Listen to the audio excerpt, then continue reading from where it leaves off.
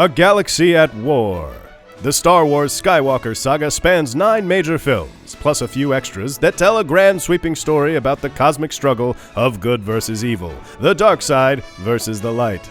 The Republic, the Separatists, the Rebels, the Empire, the Resistance, and the First Order. The films cover 3 decades of interstellar war, and it all started with a trade dispute. This is Star Wars. The Trade Federation is blockading Naboo. 2 Jedi are sent to help figure it out through aggressive negotiations. One problem: the negotiations never took place. The Trade Federation invades because this dark-hooded guy told them to. The Jedi tag along, they meet Jar Jar Binks, who can speak. The ability to speak does not make you intelligent.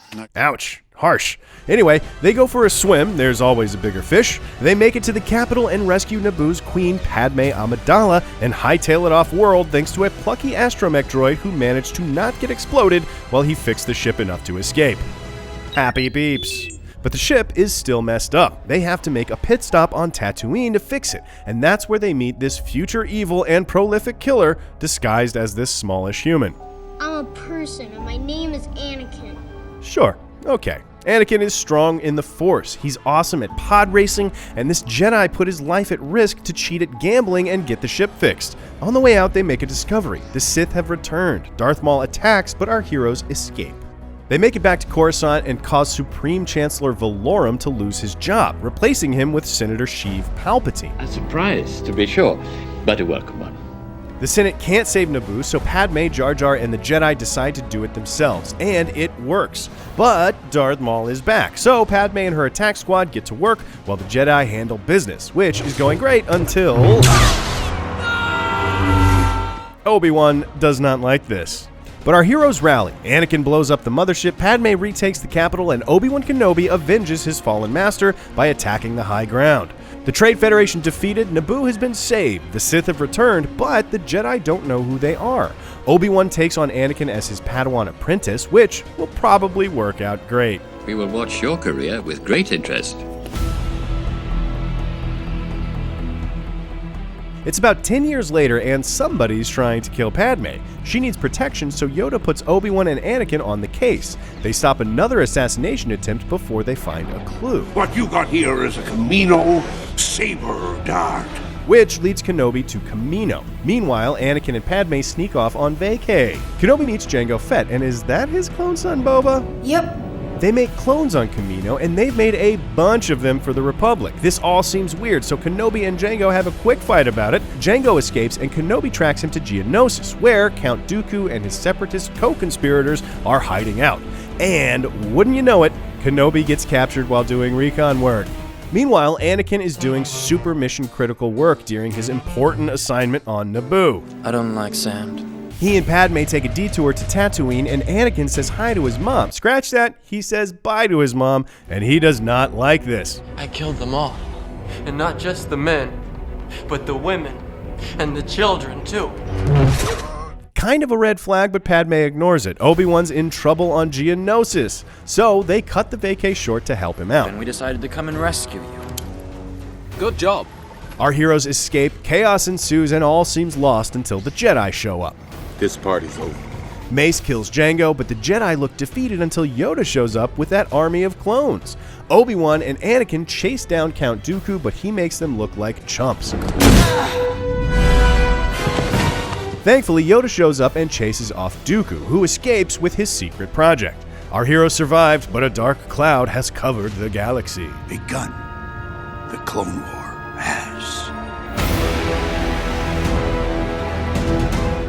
Fast forward 3 years and the entire galaxy is at war. The fiendish separatist General Grievous captured Supreme Chancellor Palpatine, and Obi-Wan and Anakin are on a Hail Mary mission to save him. This is where the fun begins. They track down the Chancellor and once again face Count Dooku, who talks some trash on Anakin before knocking out Obi-Wan so he can fight Anakin one-on-one, which kind of backfired. Good, Anakin, good.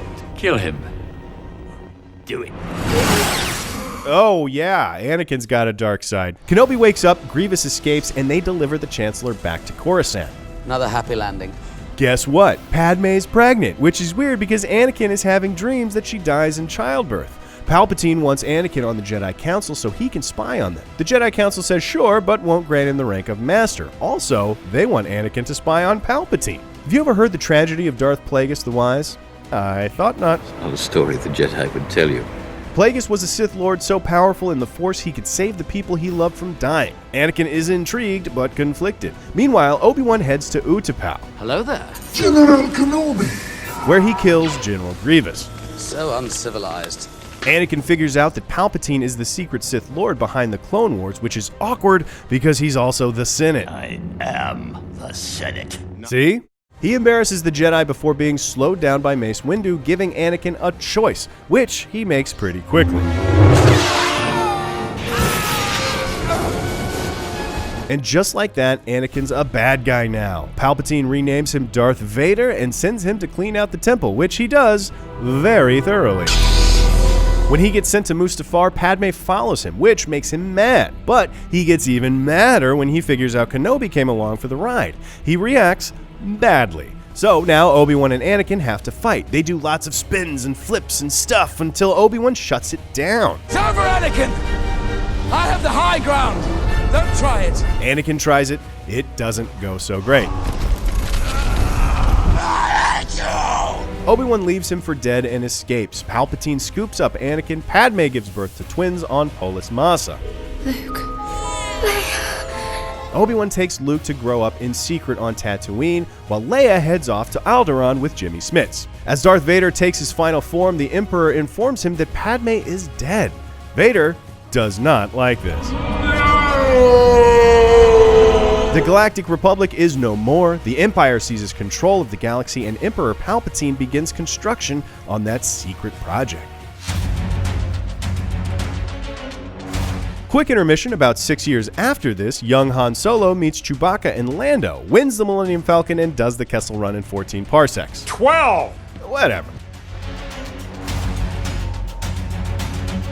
Fast forward another 13 years, remember the Emperor's secret project? It's the Death Star. Scientist Galen Erso helped design its devastating weapons array. So his daughter Jyn and her weird new friends go on a suicide mission to steal the technical readouts of this terrifying new battle station. They die at the end, but they steal the plans, getting them to Princess Leia before Darth Vader can stop them. For long. Vader's ship catches Leia's like 10 minutes later. He asks her where the plans are, but she's no snitch.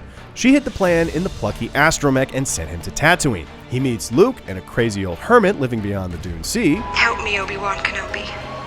You're my only hope. The Empire killed Luke's family, so he's taking off for Alderaan with Obi-Wan. They meet up with Han Solo, who agrees to take them there. One problem: the Empire got there first. So, when Luke and Obi-Wan and the gang show up, That's no moon. It's a space station. they can't run, they can't fight, so they sneak on board. Too short for a stormtrooper. And eventually find Leia. Obi-Wan takes out the tractor beam, the rest of the gang takes a nice trash bath and gets ready to make a nice leisurely escape. They make it to the Falcon and Kenobi faces off with Vader so Luke and the crew can get away.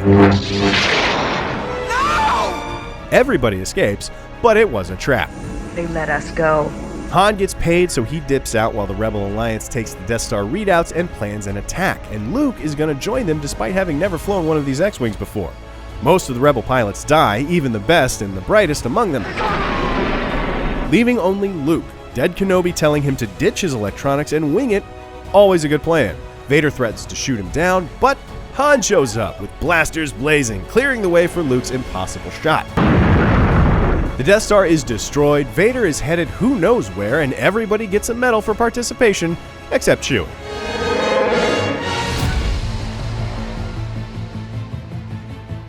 Down on Hoth, Luke survives a scrape with the local wildlife, and Leia, look, this is weird. Sorry, this is weird. See? Even Han thinks this is weird. Take it easy.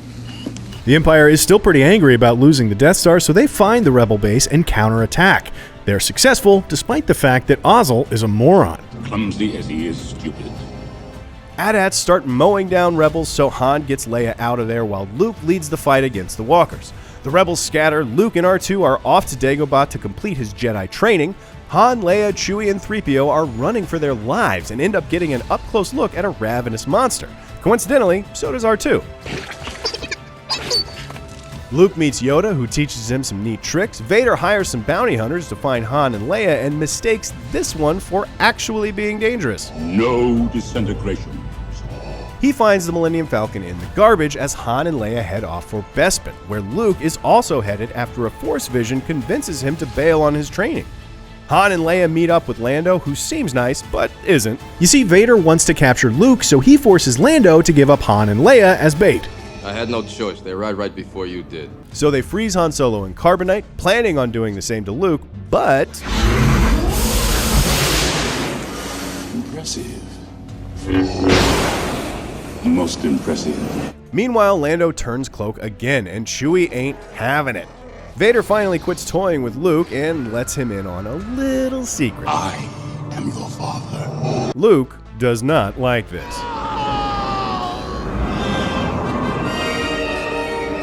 But he survives. Saved by Leia and Lando, they head off to regroup, get Luke a new hand, and to hatch a plan to save Han. It takes a year to put this plan together, which makes sense because Luke's plan is insane. But it doesn't matter, crazy or not, the plan works. Or maybe it doesn't. Look, either way, Leia kills Jabba the Hutt, the gang rescues Han, and most importantly, Boba Fett ends up right where he belongs.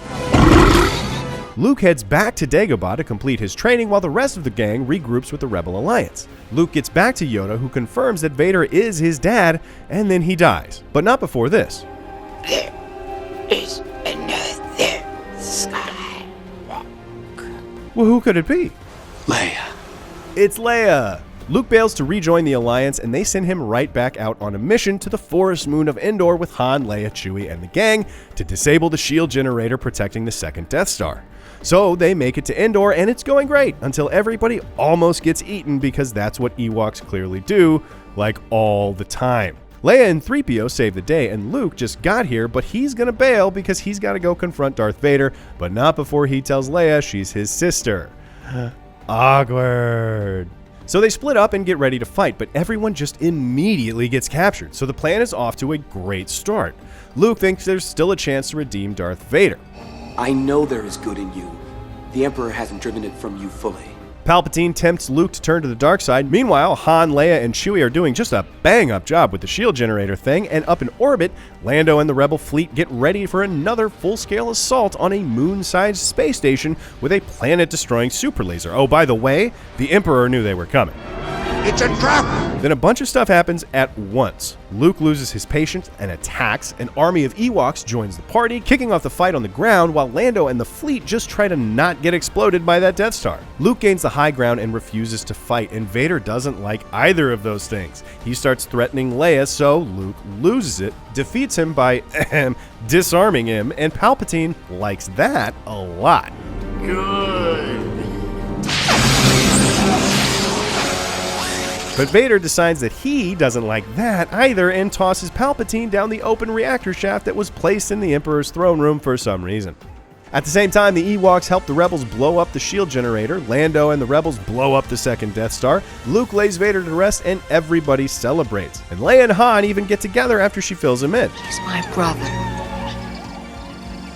And you gotta know the Ewoks cooked and ate a bunch of fallen troopers at this party. I mean, where did those helmets come from? Whatever they ate, Lando is extremely cool with it. And so are we. The Empire is defeated and peace returns to the galaxy, desperate to heal after being ripped apart by war. About 30 years after the Empire fell, a new menace rose in its place, the First Order. Opposing the First Order is the Resistance. Its best pilot, Poe Dameron, is on the planet Jakku, picking up a map to a Jedi Master Luke Skywalker, who is missing, by the way. The First Order shows up, led by Kylo Ren. That is Kylo Ren. Poe tries to fight back. Good thing he gave the map to the droid BB-8, who books it out into the desert. Meanwhile, a lone trooper has a crisis of conscience. FN-2187 frees Poe. Finn, I'm gonna call you Finn, is that alright? They get shot down to the surface of Jakku. Finn meets Rey, a tough young scavenger who's hanging out with Poe's droid BB-8. They steal a ship. That ship, the Millennium Falcon. Rey shows off some fancy flying and they escape. Kylo Ren does not like this.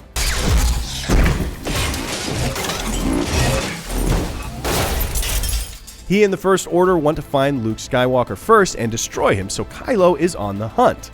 Anyway, the Falcon gets caught in a tractor beam, but look who it is. Chewie. We're home.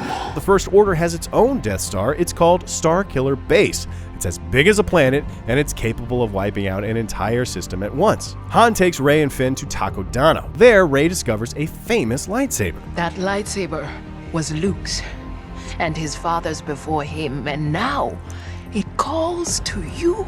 That's when the First Order tests Starkiller Base.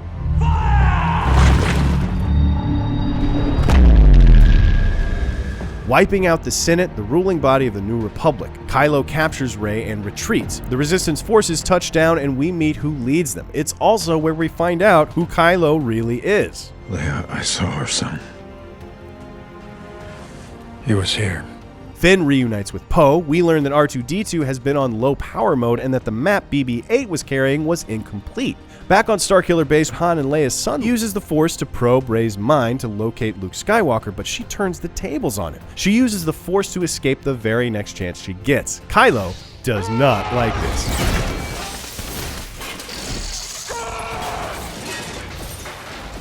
The Resistance comes up with a plan to assault Starkiller Base. At the same time, the First Order charges the main weapon and plans to wipe out the Resistance. Han and Chewie get Finn to the planet and help him disable Starkiller's shield. We'll use the Force.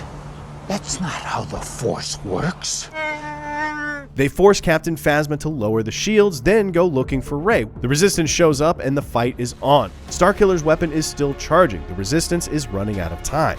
Han takes it on himself to help out the rebel pilots. But while they're in there, Han Solo is forced to confront his son. Ben! Kylo does not like this. Chewie blows the charges while Rey and Finn take off to the Falcon. We're not done yet. He goes to grab Rey's saber, but she has other plans. Starkiller Base is about ready to open fire when Poe sees the hole Han and Chewie blew in the weak spot, so they run the trench and he sneaks his X-Wing inside and gives them a little taste of his proton torpedoes. Kylo overpowers Rey until she calls upon the Force and turns it all around. The First Order is defeated and evacuates the base. Chewie gets Rey and Finn aboard the Falcon and everybody hightails it out of there before R2-D2 wakes up and helps complete the map to Luke Skywalker, who is hiding out on the planet Ahch-To, so that's where Rey goes. About 15 minutes later, First Order capital ships show up at the Resistance base, ready to make them pay for blowing up Starkiller Base. Poe leads an insane plan to give the Resistance time to evacuate and retreat. The Resistance escapes into hyperspace. Rey is still on Ahch-To, giving Luke his whoa, he threw it, he doesn't care. Rey gets Luke up to speed. Meanwhile, Supreme Leader Snoke is keeping busy abusing his subordinates. Kylo does not like this. Rey refuses to leave without Luke, so she follows him around on Ahch-To, which gets weird. The Force lives inside her, but she needs Luke to make sense of it. Still, he refuses to teach her. Poe is in the doghouse. You're demoted. The First Order shows up, somehow tracking the Resistance fleet through hyperspace. Permission to jump in her next wing and blow something up? Permission granted. But the First Order beats him to it. Leia is sucked into the vacuum of space, but her undeveloped Force ability instinctively saves her, so Vice Admiral Holdo is given command of the fleet. 3 ships. We lasted the Resistance. The Resistance has no choice but to keep running. Finn is off to go find Rey and warn her when he meets Rose, who helps him come up with the plan to knock out the hyperspace tracking on Snoke's massive flagship. Meanwhile, Kylo and Rey find their minds connected despite being in different parts of the galaxy. R2-D2 shames Luke into getting involved, so he agrees to teach Rey a few lessons. The dark side calls to her and gives her a vision, and she accepts it, freaking Luke out. Finn and Rose head off to the casino city of Cantobite to find the Master Codebreaker, who can slice Snoke's ship and disable the tracker. They get distracted almost immediately and get arrested. While locked up, they meet a scoundrel named DJ, who says he can slice the hyperspace tracker for a price. On Ahch-To, Luke connects with Leia using the Force. Rey does the same with Kylo, though it's a little awkward. Do you have something, a cowl or something you could put on? Kylo tells her about the night Uncle Luke tried to kill him in his sleep, so naturally she responds by taking a header into the Force Cave, where she sees a vision that freaks her out. And when she holds hands with Kylo through the Force, Uncle Luke shows up and shuts that right down. And then they fight, but very briefly. This is not going to go the way you think. Not what she wanted to hear, so she and Chewie punch it to go catch back up with the Resistance. Meanwhile, Luke decides he wants to commit a little light arson and destroy the old tree and the Jedi texts and all of it. Force Ghost Yoda stops him and saves him some time. Back in space, the First Order is blasting away at what few ships the Resistance has left. Almost out of fuel, Poe is getting antsy. Tell us that we have a plan. They did, fueling up smaller transports with what little is left so the Resistance can abandon ship and escape to the planet of Crate, home to an old Rebel Alliance outpost. Poe does not like this, so he commits mutiny about it. Chewie shows up and drops off Rey, who winds up captured aboard Snoke's massive flagship, Supremacy. At the same time, DJ slices the Supremacy's shields and gets Finn, Rose, and BB-8 aboard. They almost make it to the hyperspace tracker so they can disable it, but they get captured by Captain Phasma and a squad of troopers. Rey tells Kylo about the goodness she sees in him. Kylo responds by delivering Rey to Snoke, who tortures her and mocks her for the connection she shares with Ben. It was I who bridged your minds. Meanwhile, Holdo out-mutinies Poe's mutiny by calling one of the big guns. The Resistance cloaked transports escaped, leaving Holdo at the bridge of the last remaining cruiser. Finn and Rose are scheduled for termination to be handled by Captain Phasma personally. Oh, and shocker, DJ totally sold them out, just like the scoundrel he is. Snoke knows where Luke is now that he ripped the knowledge from Rey's mind using the Force, and Rey tries to find ways to fight back but fails. Snoke then goads Kylo into killing Rey. Kylo makes a different choice. Kylo and Rey team up and take out Snoke's guards. Kylo sees this as his chance. He asks Rey to join him at his side. We can rule together and bring a new order to the galaxy. To sweeten the offer, he offers up some information about Rey's parents. They're filthy junk traders who sold you off for drinking money. Really has a way with words, that Kylo. Not surprisingly, Rey rejects this offer and the two fight over Luke/Anakin/Rey's lightsaber, and they break it. With the Resistance transports taking heavy damage, Holdo knows she has to do something, so she points the empty Resistance cruiser right at the Supremacy and punches it one last time. This is of particular interest to Finn and Rose, who are at this moment about to get decapitated. Instead, Finn fights Phasma and wins. He and Rose hijack a shuttle with BB-8 and take off for Crate. Kylo wakes up to find Rey gone. He informs Hux that he is now calling the shots. Our heroes have to buy time for help to arrive, so they attack. The First Order fires up the cannon to melt the base's door. Finn gets a shot to take it out, but it's a suicide run. Kylo tries to finish the job himself, but he can't because Luke's not really there. He used the Force to project himself across the galaxy to fake out Kylo so what's left of the Resistance can escape. Back on Ahch-To, Luke becomes one with the Force. Rey rescues the Resistance, which escapes on the Falcon, battered and diminished, but inspired by Luke to keep fighting. As Rey continues her Jedi training with Leia, Supreme Leader Kylo Ren tracks down a mysteriously resurrected Emperor Palpatine, who's been broadcasting threats of revenge from his lair on Exegol in the unknown regions.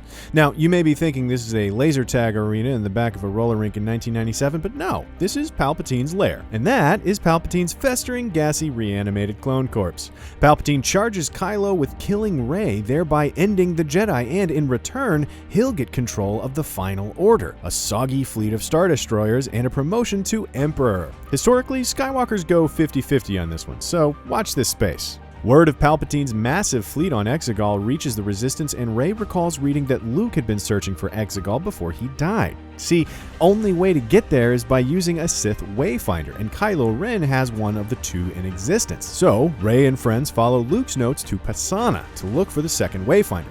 Lando Calrissian takes a break from partying to point them toward the dead Jedi hunter Ochi's ship, the last known location of the Wayfinder. But this is just the next clue on the treasure hunt. There's no Wayfinder here, but they discover a dagger covered with Sith runes that do point to the Wayfinder's current whereabouts. Oh, great, so the protocol droid can just translate, right?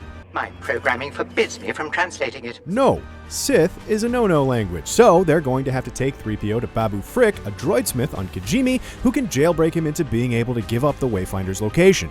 As they're about to leave, a wounded Vexus attacks the group, but Rey swings for the fences and tries to heal it with the Force, and it works. How about that? That's going to come in handy for sure. Kylo and his Knights of Ren swoop in to foil the heroes, and, still sore over his last Force tug-of-war loss, he goes double for nothing with Rey on the shuttle carrying away a captured Chewbacca. But whoops! Rey accidentally lets some Force lightning fly at the ship and destroys it. That was very dark side of her. Good thing Chewie was on another ship. The heroes travel to Kijimi, where Babu Frick does indeed wipe 3PO's memory, allowing him to reveal the Wayfinder's location, the wreckage of the second Death Star on the ocean moon of Endor. The Knights of Ren arrive on Kijimi hunting for Rey, but she manages to slip onto their Star Destroyer to recapture Chewie. Kylo returns to his ship and reveals the secret of Rey's parentage. She's Palpatine's granddaughter, and her parents died concealing her location from him. That gives Rey plenty to chew on during the trip to Endor's ocean moon. Rey monkeys around in the Death Star wreckage and finds herself in the Emperor's throne room, where she recovers the Wayfinder and has a vision of her future should she fall to the dark side. Kylo, always one step behind, arrives and destroys the Wayfinder. Rey and Kylo Ren duel their hearts out, with Kylo getting the upper hand. Leia uses all of her strength to call out with the Force, distracting him just long enough for Rey to gut him with his own saber. But hey, she's not evil yet. She uses her newfound healing abilities to mend Kylo's wound before stealing his TIE fighter and escaping to Ahch-To. Kylo has a vision of his father Han, who implores him to return to the light side. This time, because you can't stab your father's ghost, as far as we know, Ben Solo follows his dad's advice and abandons his Kylo Ren persona once and for all. Just as Rey's taking her first steps on her journey back to a hermit's life, torching her ride, Luke's Force Ghost appears to her, reassuring her that just because she's a Palpatine doesn't mean she's doomed to the dark side. With some reignited courage and Leia's long since abandoned lightsaber in hand, Rey uses the handy-dandy spare Wayfinder in Kylo's TIE fighter to make her way to Exegol. The Resistance arrive on Exegol just behind Rey, intent on taking down the Final Order's fleet. The lead Star Destroyer is beaming a navigation signal to the rest of the unmanned destroyers, so that's the big flying weapon they'll need to take out this time around. Rey enters Palpatine's Thunderdome and confronts her saggy old grandpa for the first time, and not just him and a stadium full of Sith cultists chanting, "We will shock you." And don't look that up. That's it. Trust me. That's the name of the song they're singing. The Emperor tries to convince Rey to kill him so that his essence can live on in her, ensuring an eternal Palpatine empire. Ben arrives and he and Rey take on Palpatine's guards, then Palpatine himself, but Palpatine quickly overpowers the two of them and uses their power to restore himself back to his former, glory. Every ship in the galaxy shows up to help the Resistance overpower the Final Order, but the overpowered Palpatine lightnings the heck out of them.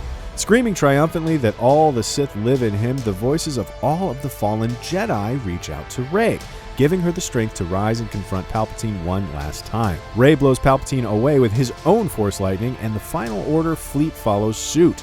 The encounter takes everything out of Rey, and she dies. But the redeemed Ben Solo sacrifices his life for hers. Guess he can do that Force heal trick too. The two of them kiss, hey, then Ben dies. Aww. He and Leia becoming one with the Force. The galaxy rejoices, finally free of Palpatine and his evil empire. Rey travels to the Lars homestead on Tatooine to bury Luke and Leia's lightsabers, announcing that she has renounced her Palpatine name in favor of a new one. Rey Skywalker. And this is very important. Chewbacca finally gets a medal after getting the shaft on Yavin 4. Now that's how you balance the Force. That's the story of the Skywalker Saga, but with Disney Plus series and more films announced, the future of storytelling in the Star Wars galaxy is wide open. For all things Star Wars, keep your targeting computer locked on IGN.